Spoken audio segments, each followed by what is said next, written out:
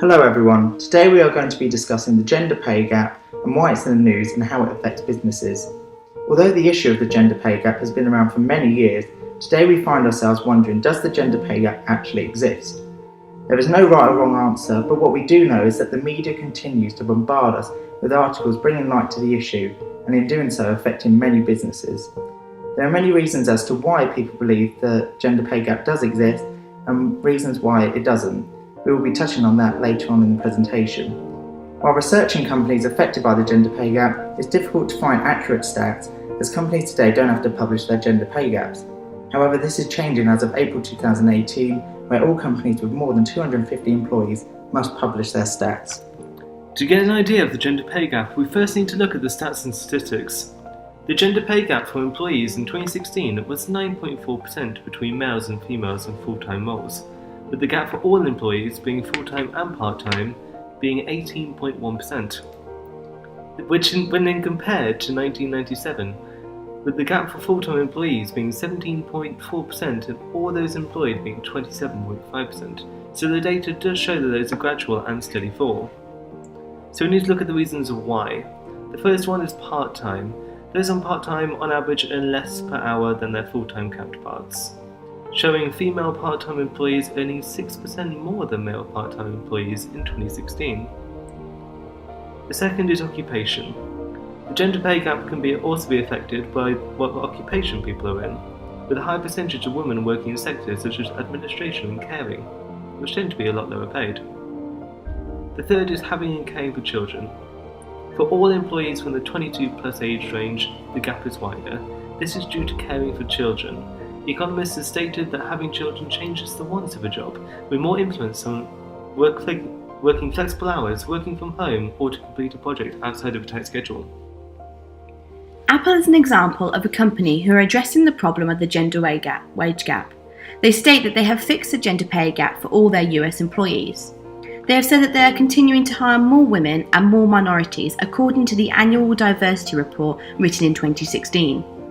Tim Cook, Apple's CEO, showed that in a study, women earned 99.6 cents for every $1 men earned, while minorities made 99.7 cents. In a recent report, the CEO of Apple states, "We have achieved pay equity in the United States for similar roles and performance. Women earn $1 for every $1 male employees earn. This also applies to minorities." Apple's workforce is now 68% male and 32% female, which has shifted over the last few years. Many more than half of the new employees are minorities. Retail chief Angela Ahrendts remains Apple's top paid executive, bringing in $25.8 million each year, compared to CEO Tim Cook, who earned an average of $10.3 million each year. This is almost half of retail chief Angela Ahrendts. Figures show that in the USA, the expected salaries of business graduates varies between male and female graduates. Female business graduates can expect to earn an average of 91 cents per every $1 their male counterparts can expect to earn. Many countries which are less economically developed than the USA and are perceived as less progressive, in fact, shockingly, have a narrower gender pay gap in relation to business graduates. For example, in Nigeria, female business university graduates can expect to earn 94 cents to every $1 a male graduate makes. This is particularly shocking figures to see from such a diverse, progressive and wealthy country as the United States. The gender pay gap is also very prevalent in Great Britain, with the average weekly pay of a full-time worker in 2016 being £12.82 for females and £14.16 for males. One UK company example with a large wage gap is the BBC, which is a large and well-known company with a relatively good reputation. Recently, the BBC Director General Tony Hall has released figures and has stated a 10% gender pay gap within the BBC. Tony Hall, however, has stated that he aims for equality within the BBC by 2020, with the gender pay gap to be gone. So what does the future have in store for the gender wage gap? Numerous sources have speculated when the gender wage gap will close. Maloney, cited in fastcompany.com, have speculated the gender wage gap will close in 2059, while the World Economic Forum, cited in The Guardian, has guessed that the eradication of this wage gap will occur in 2186. The American Association of University Women, cited in CNBC, suspects that this gap will close in 2152.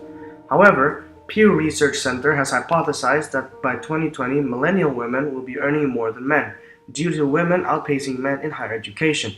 Of course, these are all still predictions and speculation. Pinpointing when exactly the wage gap will close is no easy task.